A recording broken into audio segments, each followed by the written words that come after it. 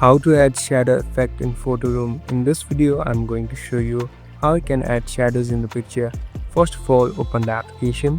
Now here on the bottom, you can see this plus icon. Simply tap on this plus icon. Here, you can choose the photo that you want to edit. Here, I'm tapping on one. So I'm in this editing platform now. Again, simply tap on this photo. Now here, you'll be able to see different tools available. Slowly scroll down and simply tap on the shadow option.